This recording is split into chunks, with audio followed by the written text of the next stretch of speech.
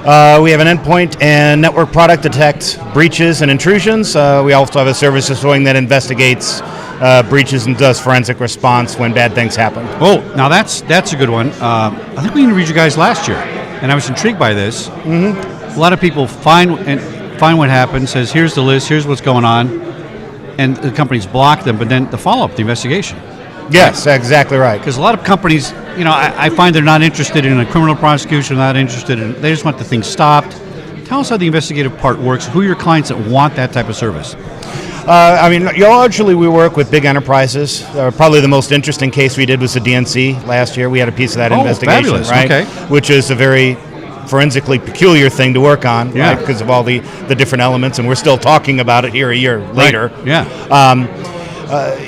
Even when companies don't want to do prosecutions, they still want to have some idea of what happened so they can prevent it from recurring, right? I mean, that's kind of objective one. Don't become a victim a second time. Sure. And to some of that, right, you kind of need maybe not know who's involved by name, but at least their techniques, what they're doing, how they're getting in, so and what they're looking for, so you can prevent that from recurring in the future. Now, do you guys use your own proprietary software for the forensics, or you? Well, we use a lot of different tools. Okay. I mean, some of it is our own Yeah. For network and endpoint products. Our endpoint product started out as a forensic tool of being able to get data from lots of machines very quickly to a centralized place. Okay, right? interesting. And now we've added security features to it, so it's a bona fide endpoint product and not just a forensics product.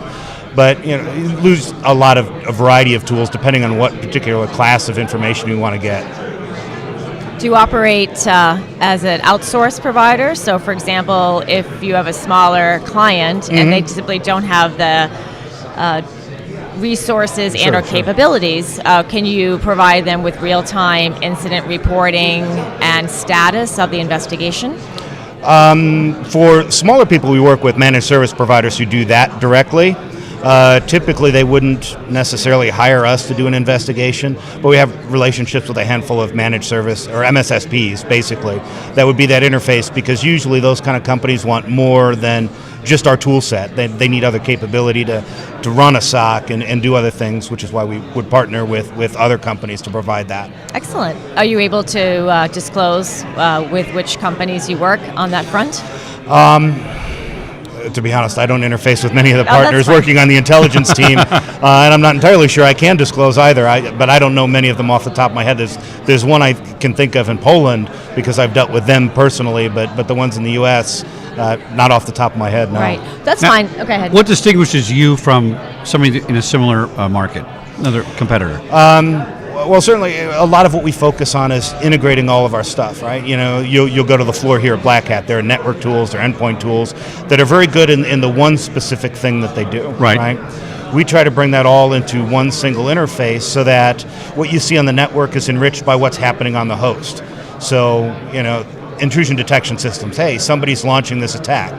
Okay, if I'm an analyst, all right, that's not irrelevant information, but my first question is, did it work? Right. Are they actually in? And you could see that with endpoint tools. Hey, a file's dropped, here's the executable it's running with this process ID, and you go, stop that process, and then clean up, and that's where we're kind of getting to automated kind of remediation that's just basically push button simple. Which challenges are you facing with the expansion of IoT? In general, we don't really do much IoT-related work. That's not what we focused on. But I find, just simply in the challenges in my research and some of the intelligence work I do, is that most of the people who make these devices forgotten all of the lessons that we've learned over 15 years in cybersecurity. So simple things we take for granted, like Windows that automatically updates once a month. Your normal default behavior, the machine just reboots.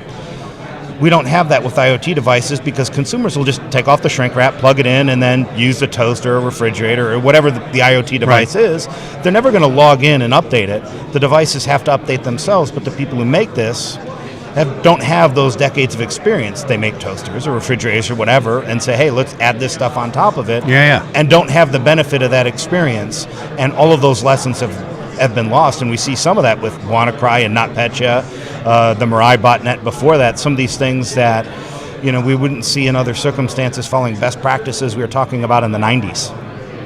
Now, I'm concerned about the guy that gets at your network, sits there, Yeah. just snoops around, looks at stuff, doesn't do anything yet. Can we detect people before they become they're a bad actor because they got in? Well, absolutely. Right, but they're not doing anything, so they're kind of like a misdemeanor, and they start doing felonies. Can we get them at the misdemeanor stage, at the break-in and sitting there watching? I think we can in some cases, right? It's a question of, what are you looking for, right? If you're just looking for a ton of data going out of your network, well, they're not at that phase. That's right. Of just being aware of how attackers operate at each kind of stage of their operation, and there's models for that, we call the kill chain or the diamond model or whatever. But there's behavior that engage in each level that if you look for that, then you could start seeing it. So at that level, they're just kind of poking around and snooping, right. They get into, I don't know, the elevators at the Pentagon are embedded devices with Windows. Okay, somebody's in the elevator computer, and then they're running port scanning. Well, that should not be, because it's an elevator. It should go up and down, that's right? Right. So if you're looking for it and you know what normal is, you can find the aberrations. If you start looking for lateral movement, usually when an attacker gets in, they want to get into other places more important in an enterprise. Right? Getting somebody working in a cube on Facebook, clicking something they shouldn't on social media, that's easy, right? 14-year-olds are doing that every day. But the people who are kind of burrowing in silently and saying, oh, here's an interesting file share, let's look at that. Oh, that's accounting information, and oh, here's source code for a product, right? It's looking for that lateral movement, so as long as you're placed and you're looking for it and you know what to look for, you can catch them. And the average hackers is in there. What do we learn from somebody else? 200 plus days before Yes. they are detected. And it's been like that for over a decade. 200 days. Yeah. They just sit around, snoop around, Just slowly. low and slow, or they're actually operational in doing things, Right. but many organizations don't know what to Yeah. look for. We're great at creating information. We tell everybody, log everything. Great advice, right? That's Right. step one. Then what? What do you look for in logs? And I also teach at a university, and I torment my undergrads. Okay, here's a bunch of system logs. What's interesting in that? It's like, I don't know how to read that stuff. It's voodoo black magic. Right. But the corollary of all the studies that say they're in 200 days, the evidence that they've been in is there. It's just somebody didn't know what to look for or didn't have a tool to pull out the right pieces of metadata that says, hey, you know what? This office computer on the floor shouldn't be using a lot of activity at 2 o'clock in the morning. Well, no one knew to look for that. Right. John, what keeps you up at night? What do you worry about? I'm kind of numb at this point, having done it for 2 decades. Nothing keeps me up. My kids keep me up at night. Okay, that's a fair question. FidelisSecurity.com is the website. Yes, FidelisSecurity.com. FIDELIS, and then security, so That's 2 right. S's, right? Yes. FidelisSecurity.com. Thanks for coming on SecurityGuyTV.com at Black Hat 2017. Very interesting. Thank you. And every show I do a little, how do I feel? I feel better. I feel good, right? Good. And some people get up here and they tell me a solution, and I go, oh boy, that worries me. But I feel like I like this combination of your forensics and the detection and doing something about it. A little different. I like it.